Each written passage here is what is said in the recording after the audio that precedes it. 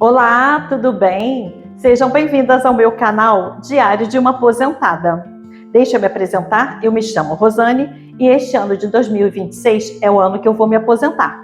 Então, desde 2025 que eu comecei a resgatar umas memórias de quando eu era criança, pré-adolescente, adolescente, e eu quero compartilhar estes momentos aqui, como praticando, fazendo algumas receitas, alguns artesanatos que eu aprendi nesta época. E tem muita história para contar, porque tudo que eu aprendi tinha uma história diferente. E hoje eu vou fazer um bolo de gelatina. Esta época eu era adolescente e minha mãe fazia esse bolo de gelatina. Se você já conhece o bolo de gelatina, comenta aí. E se não conhece, vamos preparar o bolo delicioso de gelatina. Então vamos à receita? O primeiro passo, eu vou mostrar para vocês como eu meço a farinha de trigo para ter a medida exata da xícara. Eu forro antes um prato com papel toalha e despejo a farinha de trigo na minha xícara até fazer um morrinho. E aí, com uma faca, eu passo suavemente sobre a farinha de trigo, procurando nivelar, tomando cuidado para não empurrar para o fundo a farinha de trigo. É só para nivelar mesmo. Eu costumo peneirar a farinha quando eu faço bolo. Agora eu vou medir a outra xícara de farinha de trigo. E eu vou fazer da mesma forma. Eu vou medir a xícara também rasada. Eu vou aproveitar esta farinha que ficou de fora e vou colocar na minha xícara, sem empurrar. Eu não vou desperdiçar a farinha. E eu vou fazer novamente a medida de xícara rasada, completando com a farinha, fazendo um morrinho e depois nivelando com a faca. Então, são 2,5 xícaras de chá. Agora eu só vou nivelar e pronto. Agora, eu vou contar um segredo para vocês. Se eu pegar esta farinha que eu nivelei, que eu medi, e bater, a farinha, ela vai para o fundo e fica sobrando um espaço. Mas você nunca deve colocar mais farinha para completar esse espaço que ficou sobrando.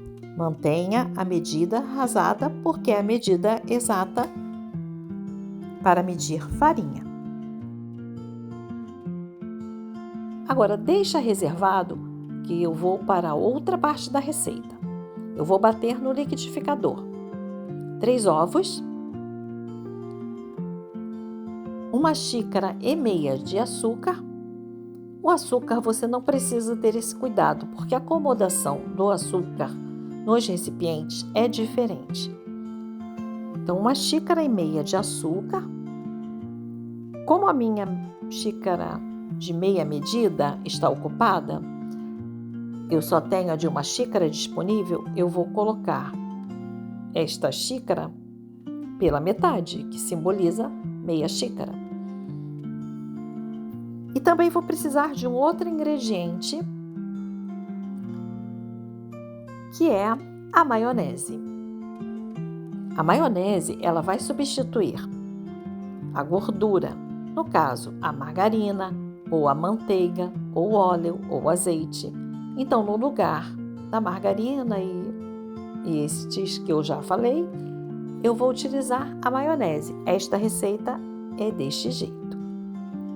Também vou precisar de 1 xícara de leite para a minha receita. Depois eu vou bater tudo no liquidificador até que fique bem misturado, homogêneo, para terminar a minha receita do bolo de gelatina. Então, a medida é 1 xícara de leite, bater no liquidificador. E agora eu vou despejar esta mistura batida no liquidificador sobre a farinha de trigo e vou misturando.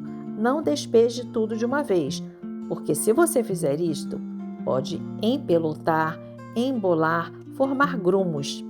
Então eu preciso de uma massa, já que eu estou fazendo, misturando, não estou utilizando batedeira. Então eu preciso fazer deste jeito para não embolar. Então, aos poucos, eu fui acrescentando a parte líquida da receita sobre a minha farinha de trigo. E é só misturar bem até terminar de acrescentar os outros ingredientes. Depois é só acrescentar o fermento, que é 1 colher de sopa. Eu considero estes medidores de xícara, de colheres, muito essencial para que a receita fique na medida certinha. Então eu utilizo uma medida desse jogo de colheres. Esta é 1 colher de sopa e é bom que fique bem nivelada. O fermento é a mesma situação da farinha. Ele tem uma acomodação diferente quando você mede. Então é só misturar o fermento.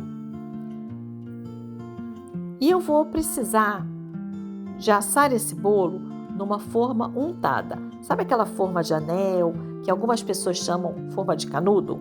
Então, é esta forma que eu vou utilizar para fazer este bolo.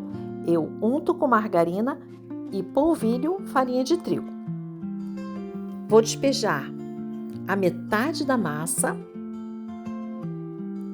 na forma. Deixo bem certinha. Esta massa ela tem uma fluidez muito boa, ela não é muito grossa e não é muito rala. E agora eu vou acrescentar o ingrediente que deu o nome à receita, a gelatina. Não precisa preparar a gelatina, basta você espalhar o pozinho do jeito que está no pacote sobre a massa do bolo que você colocou na forma. Despeje todo o conteúdo.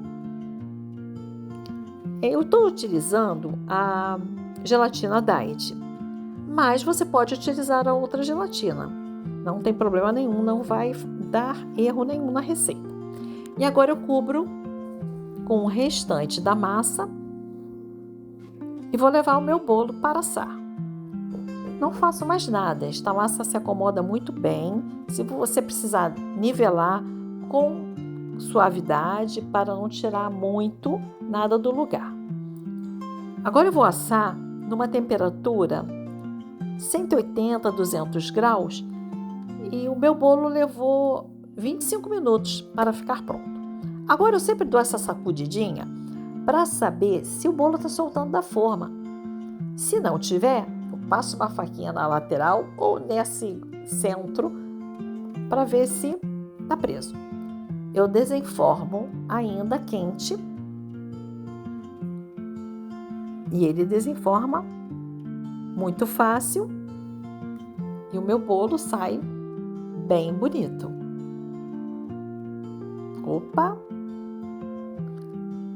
E agora eu vou cortar uma fatia do bolo só para você ver como ele ficou. Agora eu mostro a forma porque gruda sempre um pouquinho, né? Mas não atrapalhou. Porque a gelatina que vaza um pouquinho aí nas laterais pode grudar na forma, tá? Não vou mentir para vocês. Vou cortar o bolo e olha o desenho que ficou. Cada vez que você fizer, vai sair um desenho diferente. E sabe como fica essa parte aí da gelatina? Molhadinha e com gostinho meio azedinho da gelatina. Eu estou utilizando, se eu não me engano, foi gelatina de framboesa. Eu gosto muito da gelatina vermelha, mas você pode utilizar outras cores. A amarela não faz muito efeito na massa, mas a verde faz, a azul. Mas eu gosto muito de utilizar a cereja, framboesa, que são as mais escuras, morango. Agora, você já conhecia o bolo de gelatina? Diz aí nos comentários se você já conhecia. E obrigada por assistir. E se este vídeo te fez bem, se inscreve no canal e até o próximo diário.